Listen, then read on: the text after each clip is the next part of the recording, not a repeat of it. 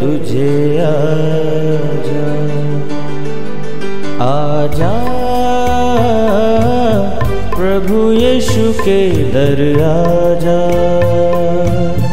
जीवन मिलेगा तुझे आजा, आजा आजा आजा।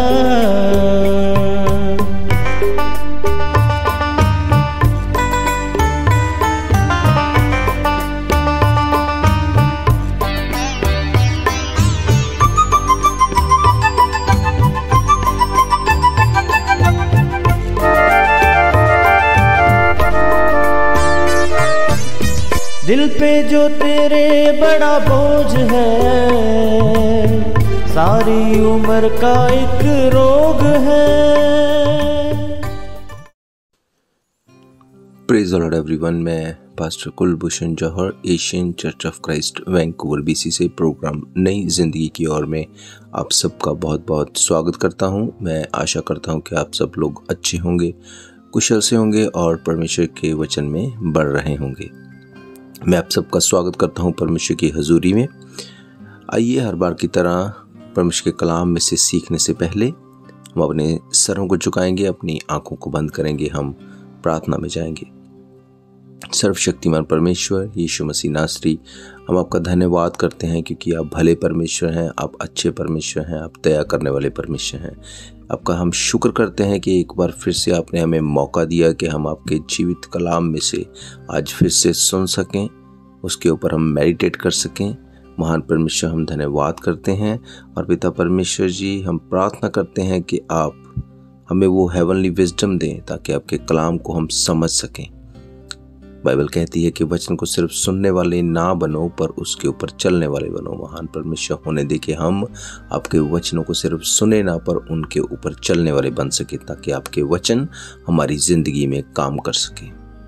हर एक अंधकार की शक्ति जो आपके वचन को सीखने से हमें रोकती है, जो हमें डिस्ट्रैक्ट करती है, यीशु मसीह के नाम से हम उसे कैंसिल करते हैं, तोड़ते हैं, खत्म करते हैं। यीशु मसीह के सामर्थी नाम से हम मांगते हैं, आमीन आमीन। आप भी बोल सकते हैं आमीन। आमीन का मतलब जो कुछ हमने मांगा प्रभु यीशु मसीह उसे एज इट इज रिलीज करे। और बीच में जब मैं कई बार हालेलुया वर्ड का इस्तेमाल करता हूं तो हालेलुया का मतलब शायद आप में से कोई मेरा भाई बहन ना जानता हो, तो मैं आपको बताना चाहता हूं। हालेलुया का मतलब होता है कि आसमान में प्रभु यीशु मसीह के नाम की स्तुति हो। Praise Lord. तो आइए आज परमेश्वर के वचन में से सीखने से पहले जो हमने लास्ट वीक सीखा था, हम जल्दी से उसके रिव्यू को देख लेते हैं। हमने देखा था लास्ट वीक कि पौलुस परमेश्वर का दास इस बात को कहता है कि मैं ये चाहता हूं कि तुम अन्य अन्य भाषा बोलो। मैं चाहता हूं कि तुम्हारे पास अन्य अन्य वरदान हो, नए नए वरदानों की धुन में रहो। पर उससे भी ज्यादा मैं ये चाहता हूं कि तुम लोग अपने लिए भविष्यवाणी करो। मैंने आपको बताया था कि 3 तरह से भविष्यवाणी जो है हम अपनी लाइफ में देखते हैं। एक वो जो लोग हमें देते हैं, लोग हमारे लिए बोलते हैं, और एक वो जो हमें अपनी जनरेशन से मिलती है।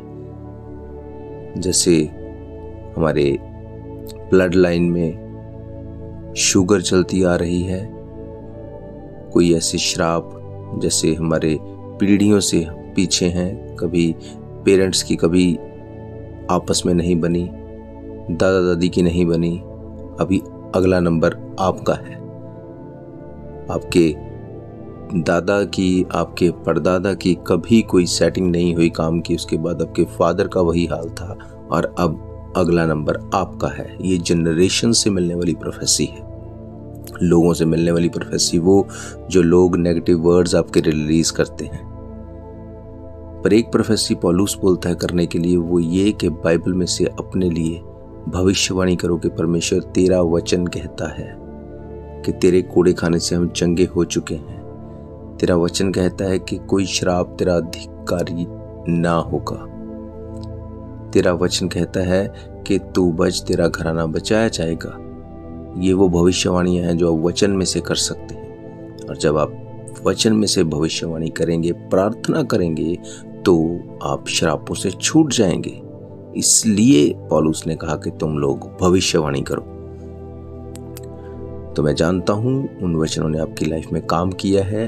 आप अब नेगेटिव वर्ड्स अपने लिए, अपने बच्चों के लिए, अपनी फैमिली के लिए नहीं बोलते। आप कोई ऐसी भविष्यवाणी नहीं करते जो पूरी हो और बाद में आप उसके लिए पछताएं। हालेलुया। तो आइए आज हम एक अलग टॉपिक को देखेंगे। ये टॉपिक आज हर एक की लाइफ में ऑलमोस्ट काम करता है। आज मैं जो आपसे टॉपिक के विषय में बात करूंगा, ये सचमुच आपको फ्री करेगा, ये वचन उस प्रॉब्लम से जिसके बारे में मैं आपसे बात करने जा रहा हूं। आज एक बहुत ही कॉमन बात है और वो ये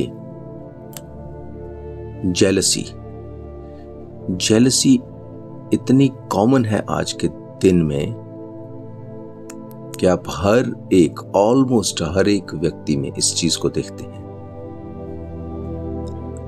जेलसी हर व्यक्ति क्यों करता है? कुछ तो इसलिए जेलसी करते हैं कि अगर किसी का लेवल ऊंचा है और वो लोग उस लेवल को अचीव नहीं कर पाते, इसलिए वो जेलसी को करते हैं। आज ना सिर्फ मैं एक कॉमन मैन की बात करूंगा, पर विश्वासी और उसके साथ साथ जिनको लगता है कि वो परमेश्वर के काम को करते हैं, जिनको लगता है कि वो जैसा परमेश्वर का वचन कहता है वैसे चलते हैं, वे चोरी नहीं करते, झूठ नहीं बोलते, वो व्यभिचार नहीं करते, नशे नहीं करते, पर फिर भी वो जेलसी करते हैं। वो कैसे, मैं आपको बताता हूं।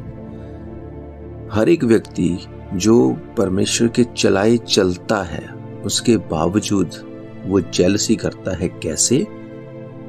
जब वो उन लोगों को देखता है जो लोग ना तो कोई परमेश्वर की आज्ञा को मानते हैं, ना ही वो परमेश्वर के चलाए चलते हैं, वो अपनी लाइफ में गलत भी चलते हैं, चोरी भी करते हैं, व्यभिचार भी करते हैं, नशे भी करते हैं, पर उसके बावजूद वो फ्रूटफुल हैं।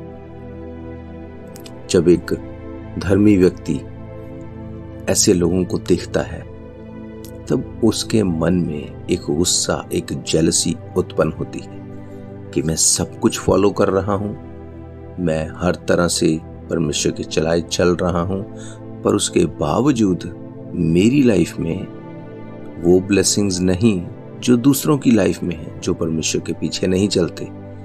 या मेरी लाइफ में अगर ज्यादा ब्लेसिंग्स हैं भी, पर फिर भी जितनी ब्लेसिंग्स उसकी लाइफ में हैं जो परमेश्वर के चलाए नहीं चलता, वो नहीं होनी चाहिए। क्योंकि बाइबल ऐसा नहीं कहती। बाइबल कहती है अगर तू मेरी आज्ञाओं को मानेगा तो मैं तुझे ब्लेस करूंगा, पर ये लोग तो आज्ञाओं को नहीं मान रहे, ये लोग तो उल्टा आज्ञाओं को तोड़ रहे हैं, ये लोग परमेश्वर के कलाम के खिलाफ काम करते हैं। इनके साथ ऐसा क्यों? ये बहुत बार माइंड में क्वेश्चन आता है, एक जेलसी आती है कि ऐसा नहीं होना चाहिए। पर बाइबल कहती है परमेश्वर की बुद्धि वहां से शुरू होती है जहां से हमारी बुद्धि खत्म होती है।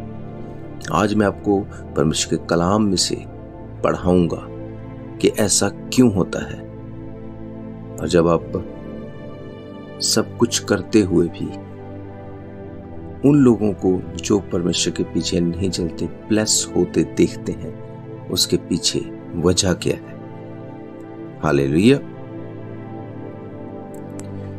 आइए हम एक हिस्से को पढ़ेंगे परमेश्वर के कलाम में से, जो हमें मिलता है भजन संहिता चैप्टर 73, उसकी पहली आयत से मैं आपके लिए पढ़ूंगा। यहाँ पे लिखा है, सचमुच इज़राइल के लिए अर्थात शुद्ध मन वालों के लिए परमेश्वर भला है। मेरे डग तो उखड़ना चाहते थे, मेरे डग फिसलने पर थे, क्योंकि जब मैं दुष्टों का कुशल देखता था तब उन घमंडियों के विषय डाह करता था, क्योंकि उनकी मृत्यु में वेदनाएं नहीं होती, परंतु उनका बल अटूट रहता है। उनको दूसरे मनुष्यों के समान कष्ट नहीं होता और अन्य मनुष्यों के समान उन पर विपत्ति नहीं पड़ती। हालेलुया। यहाँ पर भजनकार इसी बात को बोलता है। वो कहता है कि सचमुच इज़राइल के लिए अर्थात शुद्ध मन वालों के लिए परमेश्वर भला है। ये बात तो सही है कि जो लोग परमेश्वर की आज्ञाओं को मानते हैं, फॉलो करते हैं, उनके लिए तो परमेश्वर भला है। पर वो बोलता है कि मेरे डग यानी मेरे पैर उखड़ना चाहते थे, फिसलना चाहते थे, क्योंकि जब मैं दुष्ट को कुशल से देखता था तब उन घमंडियों के विषय में मन में डाह करता था, ईर्ष्या करता था, जेलसी करता था।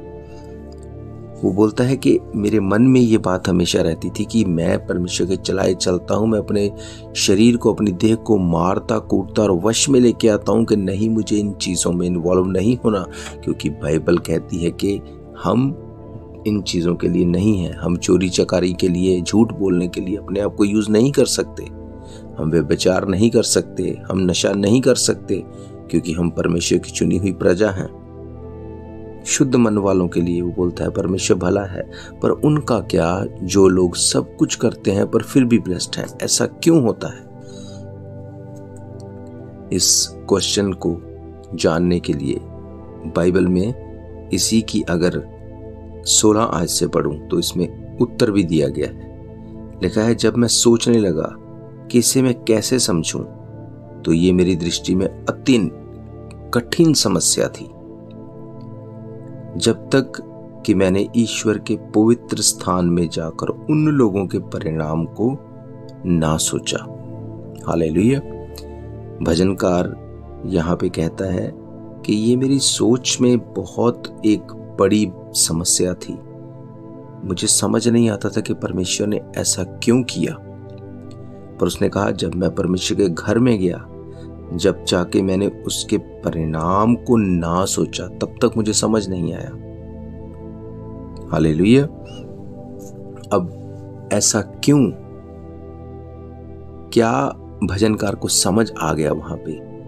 वो मैं आपको बताता हूं। जब एक दुष्ट दुष्टता करने के बाद भी फलता है, प्रफुल्लित होता है, उसके पीछे परमेश्वर की एक योजना है, और वो ये कि परमेश्वर उस दुष्ट को दुष्टता के बाद भी चाहता है कि वो मन फिरा ले, वो बच जाए, इसलिए उसको और टाइम देता है।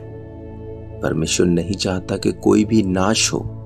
परमेश्वर चाहता है कि हर एक की नौबत तौबा तक आए, हर एक जन अपने पापों को मान ले और छोड़ दे ताकि वो छुड़ाया जाए। हमें ऐसा लगता है कि परमेश्वर इसको क्यों ब्लेस कर रहा है, जबकि ये परमेश्वर के अगेंस्ट है। भजन संहिता 73 इस क्वेश्चन को भी बताती है और उसके आंसर को भी देती है। अगर हम यूहन्ना की किताब 3 अध्याय 16 आयत को पढ़े, वहां पे लिखा है, परमेश्वर ने जगत से ऐसा प्रेम किया कि उसने अपने इकलौते पुत्र को दे दिया, जो कोई उसके ऊपर विश्वास करे वो नाश ना हो परंतु अनंत जीवन पाए। परमेश्वर ने अपने पुत्र को धर्मियों के लिए नहीं दिया या कुछ लोगों के लिए नहीं दिया। अब कुछ लोगों को ये लगता है कि क्रिश्चियन लोग यीशु मसीह का प्रचार करते हैं, ये यीशु मसीह क्रिश्चियन लोगों का धर्म का गुरु है। ऐसा नहीं है। क्रिश्चियनिटी कोई धर्म नहीं है। बाइबल में एक भी जगह ईसाई वर्ड नहीं आया। प्रभु यीशु मसीह हम सब के लिए मर गया, गाड़ा गया और तीसरे दिन मुर्दों में से जी उठा। बाइबल कहती है प्रभु यीशु मसीह हमारे लिए, उसने इंसान बनके इस जमीन के ऊपर जन्म लिया और अपने बलिदान को देके उन सब कामों को पूरा किया जिसको एक महायाजक को करना जरूरी था। पाप बलि को लेके परमेश्वर के सामने जाना और लोगों के पापों के लिए माफी मांगना, ये महायाजक का काम था। बाइबल कहती है कि वही काम को यीशु मसीह ने पूरा किया। उसने मनुष्य बन के जन्म लिया, अपना बलिदान दिया, अपना लहू लेके पिता के पास गया स्वर्ग में और अपनी निर्दोषता को सिद्ध किया, और उसने अपने लहू के द्वारा, अपने बलिदान के द्वारा हमारे पापों से माफी को ग्रांट करवाया, और वो फिर से वापस आया अपने चेलों को और लोगों को दिखाई देता रहा। इसलिए लिखा कि परमेश्वर ने जगत से ऐसा प्रेम किया कि अपना इकलौता पुत्र हर एक जन के लिए दिया, दुष्टों के लिए भी, पापियों के लिए भी उतना ही वो पेन रखता था जितना कि आज्ञा मानने वालों के लिए वो पेन रखता था। क्योंकि बाइबल कहती है हमारे अच्छे काम हमें छुड़ा नहीं सकते, हमें सिर्फ यीशु मसीह का लहू पापों से छुड़ा सकता है, क्योंकि पाप की मजदूरी मौत है। बाइबल कहती है जो आदम से पाप चला आता था, अनआज्ञाकारिता था, वो हमने किया, खुद से भले नहीं किया, पर हमें आदम के ब्लड से चले आ रहे उस पाप के लिए दंड मिलना जरूरी था। पर प्रभु यीशु मसीह ने अपना लहू दिया ताकि हम लोग छूट जाएं। इसलिए प्रभु यीशु मसीह चाहता है कि कोई नाश ना हो, उसका लहू हर एक को बचाए। वो पापियों को और ज्यादा टाइम दे रहा है कि मन फिराओ, मन फिराओ, मन फिराओ, कि तुम नाश ना हो जाओ। इसलिए लिखा है कि मेरे डग तो उखड़ना चाहते थे, मेरे डग फिसलने पर थे, क्योंकि जब मैं दुष्ट को कुशल से देखता था तब उन घमंडियों के विषय में डाह करता था। जब वो दुष्ट को देखता था वो प्रफुल्लित होते हैं, उसके मन में जलन तो होती थी, पर उसने कहा जब मैं परमेश्वर के घर में गया तब मैंने इस बात को जान लिया कि इसके पीछे वजह क्या है। वजह ये, परमेश्वर नहीं चाहता कि कोई भी नाश हो, इसलिए परमेश्वर ने और मौका उनको दिया और समय दिया, उनकी आयु को लंबी किया, उनको नाश नहीं किया, उनको खत्म नहीं किया, ताकि वो भी मन फिराएं और परमेश्वर के राज्य में आ जाएं, क्योंकि वो भी परमेश्वर के उतने ही प्यारे हैं जितने आप पर में। आज अगर आप देखें, बहुत सी ऐसी न्यूज, ऐसी एड्स आप देखेंगे जिसमें आप सुनते हैं कि अगर आपको किसी को वशीकरण करवाना है तो हमारे पास आओ, किसी को खत्म करवाना है हमारे पास आओ, किसी का नुकसान करवाना है हमारे पास आओ, किसी का कुछ भी गलत करना है हमारे पास आओ। कैसे करेंगे? वो भी तो पावर्स रखते हैं। दुष्ट लोग जो दूसरे लोगों को मार कर, खत्म करके, नुकसान करके, उनको नुकसान में ले जाके आपको दिखाते हैं, आपसे पैसा लेते हैं, वो कैसे करते हैं? ये वो भी पावर्स रखते हैं। बिना पावर्स के ये नहीं होता, वो शैतानी पावर्स हैं। पर आप इमेजिन करो कि भजनकार कह रहा है कि ऐसा मैं जब देखता था कि दुष्ट लोग भी प्रफुल्लित होते हैं, मेरा मन फिसलने पर था, पर जब मैं परमेश्वर के घर में गया, वचन को पढ़ा, तब मैंने जाना कि परमेश्वर ने उसके लिए भी अपनी जान दी। अगर वो दुष्टता के कामों में है तो ऐसा नहीं कि परमेश्वर उसको खत्म कर दे जल्दी से। परमेश्वर ऐसा नहीं चाहेगा। अगर एक बाप के 5 या 10 बच्चे हैं जिसमें से आधे आज्ञाकारी हैं, आधे आज्ञाकारी नहीं हैं, तो वो नहीं चाहेगा कि जो आज्ञाकारी नहीं हैं वो मर जाएं या खत्म हो जाएं। वो चाहेगा ये भी एक दिन सुधर जाएं, ये भी एक दिन सुधर जाएं। वो अंत तक उनके लिए वेट करेगा।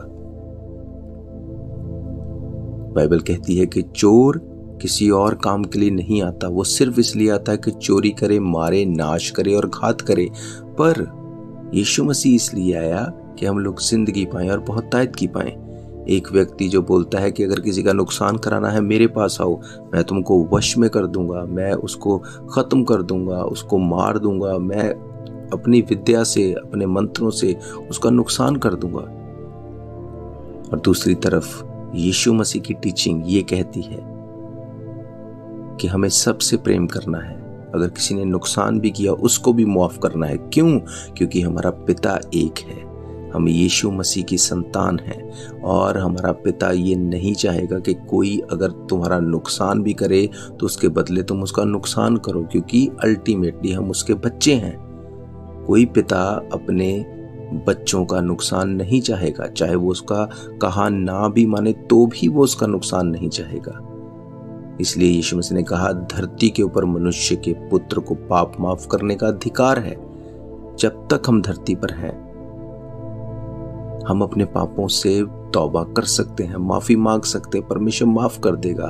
पर अगर हम हमेशा दुष्टता में ही चलते रहेंगे और बिना तौबा के, माफी के मर गए, तो उसमें यीशु मसीह कुछ नहीं कर सकता। उसमें यीशु मसीह कुछ नहीं करेगा, क्योंकि उसने कहा कि धरती पे रहते हुए आपके पापों से आपको मन फिराना है, ताकि मैं जो लहू बहा चुका हूं वो आपको आपके पापों से छुड़ा ले। हालेलुया। परमेश्वर ये नहीं चाहता कि आपका नुकसान हो जाए। हाँ, शैतान ये चाहता है, इसीलिए वो कहता है कि मेरे पास आओ, मैं जिसका कहोगे उसका नुकसान कर दूंगा, उसको तुम्हारे वश में कर दूंगा, उसकी शादी तुड़वा के तुम्हारी बना दूंगा, उसका कारोबार खत्म करके तुम्हारा बना दूंगा, उसको फेल करके तुम्हें मैं अच्छे से स्टैब्लिश कर दूंगा। कोई बाप ऐसा नहीं करेगा कि अपने कुछ बच्चों को वो फायदे में ले जाए और कुछ को वो नाश कर दे। कोई बाप ऐसा नहीं चाहेगा। यीशु मसीह ने कहा कि मैं इसलिए आया तुम जिंदगी पाओ और बहुतायत की पाओ। इसीलिए भजनकार भी, भजन लिखने वाला भी इस चीज को लेके जेलसी करता था कि ऐसा क्यों, मैं तो परमेश्वर के वचन के ऊपर चलता हूँ, कलाम सुनता हूँ, प्रार्थना करता हूँ, पर जो नहीं करते वो भी प्रफुल्लित हो रहे हैं। पर उसने कहा, जब मैंने ईश्वर के पवित्र स्थान में जाकर उनके परिणाम को ना सोच लिया, उनका परिणाम यह है कि एक दिन वो भी मन फिराएं, वो भी परमेश्वर के पास आएं, क्योंकि वो भी हमारे ही भाई बहन हैं। हमें उनसे जेलसी नहीं करनी, ईर्ष्या नहीं करनी, नफरत नहीं करनी, प्रेम करना है। बाइबल कहती है कि तुम प्रेम करने के लिए, आशीष देने के लिए, आशीष के वारिस होने के लिए बुलाए गए हो। प्रेम से बुराई को जीत लो, बाइबल कहती है। हालेलुया। पर जो शैतान है वो ये नहीं चाहता, वो नुकसान में लेके जाना चाहता है, वो खत्म करना चाहता है। वो कहता है मेरे पास आओ, मैं उन लोगों का नुकसान करके तुम्हारा फायदा कर दूंगा, जो कि पॉसिबल नहीं। बाइबल कहती जो तुम बोओगे वो तुम काटोगे। अगर आप किसी को नुकसान में लेके जाने के लिए तैयार हैं तो इस चीज के लिए भी तैयार रहो कि आपका नुकसान भी होने वाला है। वो भले ही आज ना हो, कुछ टाइम के बाद हो, पर जो आप बोओगे उसको आप काटोगे, बाइबल कहती है। हालेलुया। इसके विपरीत बाइबल हमें क्या कहती है, हम कैसे इन चीजों से बच सकते हैं, क्या हमें करना है जो कि हमें अनंत जीवन से भटका ना दे। नीति वचन उसका 25 अध्याय उसकी 21 आयत में लिखा, यदि तेरा बैरी भूखा हो तो उसे रोटी खिलाना, यदि वे प्यासा हो तो उसे पानी पिलाना, क्योंकि इसी रीति से तो उसके सिर पर अंगारे डालेगा और यहोवा तुझे इसका फल देगा। हालेलुया। बाइबल कहती है कि तुझे किसी से जेलसी नहीं करनी, तुझे प्रार्थना करनी है, प्रेम करनी है। अगर तेरा बैरी भूखा है तो उसे रोटी खिला, अगर प्यासा है तो उसे पानी पिला। ऐसा ही करके तो उसके सिर के ऊपर अंगारों को डालेगा। मीन्स अगर तू बुराई सह के बुराई नहीं करेगा, फिर भी उसके लिए भलाई करेगा, प्रार्थना करनी नहीं छोड़ेगा, तू किसी के नाश के लिए प्रार्थना नहीं करेगा, तू उनको ब्लेस करने के लिए प्रार्थना करेगा, तू लोगों को हेल्प करेगा, तू उनकी लाइफ के दुखों में उनके साथ खड़ा रहेगा, चाहे वो कितने भी तेरे साथ बुरे क्यों ना रहें। तो बाइबल कहती है ऐसा करके तो उनके ऊपर अंगारे डालेगा। अंगारे डालने का मीन्स वो इस चीज को रियलाइज करेंगे कि मैंने भले ही इसके साथ बुरा किया, ये मेरे साथ फिर भी अच्छा ही कर रहा है। ऐसा करके वो मन फिराएगा, एक दिन वो अपने पापों से तौबा करेगा, वो पूछेगा आपसे, वो पूछेगा मुझसे कि क्या है ऐसा तुम लोगों में जो मुझे भी बताओ, मैं भी उस चीज को फॉलो करना चाहता हूं, जिससे मेरे मन में भी ऐसी पीस ऐसी शांति रहे, जिससे मैं ऐसी स्ट्रगल में न जाऊं। पर यह होगा कैसे? भजनकार ने कहा, जब तक मैंने ईश्वर के पवित्र स्थान में जाकर उन लोगों के परिणाम को न जान लिया। आप सोचो, अगर आप प्रार्थना करने वाले नहीं, आप परमेश्वर का कलाम पढ़ने वाले नहीं, आपके मन में डाउट आएगा कि मैं तो परमेश्वर के भवन में भी जाता हूं, मैं तो टाइथ ऑफरिंग भी देता हूं, मैं तो फास्टिंग भी करता हूं, पर उसके बावजूद जो लोग ये करते नहीं वो मुझसे ज्यादा ब्लेस्ड क्यों? उनके ऊपर दंड क्यों नहीं आता? मैंने आपको पढ़ाया लिखा है, क्योंकि उनकी मृत्यु में वेदनाएं नहीं होती,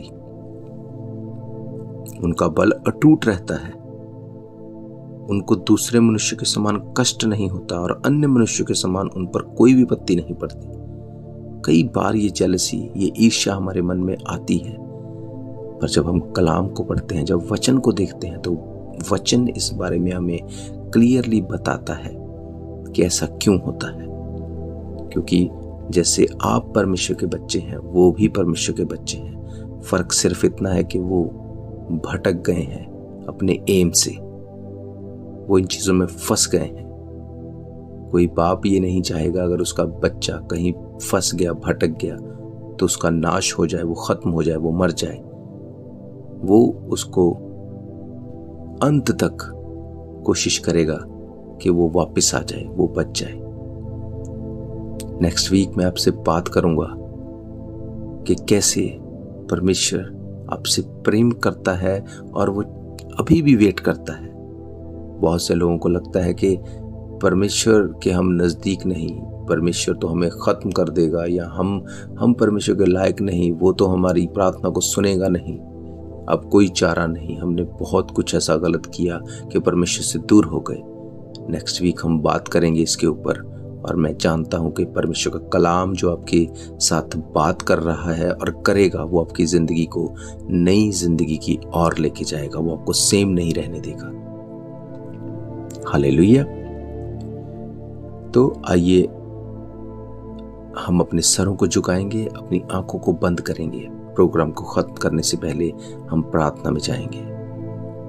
सर्वशक्तिमान परमेश्वर यीशु मसीह नासरी, हम आपका धन्यवाद करते हैं। आप अच्छे सच्चे जीवित दया करने वाले परमेश्वर हैं। आपने हमें ये मौका दिया कि हम आपके सामने प्रार्थना में जा सकें, आपके कलाम में से सीख सकें। महान परमेश्वर, आज जैसे हमने आपके वचनों में से सीखा कि आप दया करने वाले परमेश्वर हैं, जो दुष्टता भी करते हैं आप उनको भी नहीं चाहते कि वो नाश हो, आप चाहते हैं कि वो भी बच जाएं। इसलिए आप उनकी लाइफ को दंड में नहीं लेके जाते, आप उनको प्रॉब्लम में नहीं लेके जाते, ताकि वो अपने मन को फिराएं, वो भी बच जाएं, क्योंकि वो भी हमारे समान आपके बच्चे हैं। पिता परमेश्वर, उन्हें दे कि हमारी समझ खुले, हम सबके साथ मेल मिलाप और प्रेम से रहें, ताकि सब लोग यीशु मसीह को जानने पाएं। सब लोग जानने पाएं कि यीशु मसीह कोई धर्म बनाने नहीं आया, पर यीशु मसीह सारे जगत के लिए आया। वो हमें धार्मिकता में लेके जाने के लिए आया, वो हमें स्वर्ग में लेके जाने के लिए आया। महान परमेश्वर, होने दे कि हमारी स्पिरिचुअल आंखें खुलें, ताकि हम आपके उस बड़े प्लान को समझ सकें, आपके बलिदान को व्यर्थ ना जाने दें, पर मन फिराएं और अपने आप को अनंत जीवन की ओर लेके जाएं। यीशु मसीह के सामर्थी नाम से हम मांगते हैं, आमीन आमीन। आप भी बोल सकते हैं आमीन। आमीन का मतलब जो कुछ हमने मांगा प्रभु यीशु मसीह उसको एज इट इज रिलीज करें। तो आप फिर से इन वचनों को सुन सकते हैं। आप हमारे YouTube channel Asian church of Christ Vancouver BC के ऊपर जाकर डेट वाइज प्रोग्राम्स को सर्च कर सकते हैं, पुराने प्रोग्राम्स को सुन सकते हैं, औरों के साथ बांट सकते हैं, खुद ब्लेस हो सकते हैं, दूसरों को भी ब्लेस कर सकते हैं। और अगर आपका कोई भी क्वेश्चन है, डाउट है, अगर आपकी कोई भी क्वेरी है, तो आप हमें कॉल करें। हम पवित्र आत्मा की सहायता से कोशिश करेंगे आपके प्रश्न का उत्तर देने के लिए। हमारा नंबर आप जानते हैं 7788922250। अगर आपकी कोई भी प्रेयर रिक्वेस्ट है तब भी आप हमें ज़रूर कांटेक्ट करें। अगर आप चाहते हैं इन पर्सन चर्च में आके हमारे साथ मिलके परमेश्वर की स्तुति करने के लिए, परमेश्वर की आराधना करने के लिए, कलाम में से सीखने के लिए, तो भी हम आपको मोस्ट वेलकम करते हैं। आप हमारा एड्रेस जानते हैं, building number 660 Fraser street 51st Avenue के ऊपर हमारा चर्च है। आप इन पर्सन आ सकते हैं। और अगर आप जानते हैं किसी भी ऐसे व्यक्ति को जो अपने डेली मील में स्ट्रगल कर रहा है, उस तक भी आप ये नंबर ज़रूर पहुंचाएं। वो हमें कॉल करे और हम उसे बताएंगे कि कैसे वो हमारे चर्च से, वैंकूवर BC से अपने खाने को पिक कर सकता है। ये बिल्कुल फ्री है। आप ज़रूरतमंद तक ज़रूर ये मैसेज पहुंचाएं। तो मैं आप सबका एक बार फिर से धन्यवाद करता हूं, आप सबको ब्लेस करता हूं। हम फिर मिलेंगे नेक्स्ट वीक सुबह 7 बजे परमेश्वर के कलाम के साथ, परमेश्वर की हुजूरी में। मैं जानता हूं परमेश्वर का कलाम आपको सेम वापस नहीं लेके जाएगा। हालेलुया। तो हम फिर मिलेंगे नेक्स्ट वीक सुबह 7 बजे। God bless you all. Thank you. शायद ये मौका होगा आखिरी, तुझको बुला रहा है नासरी। धोखा ही धोखा संसार है, प्रभु यीशु का सच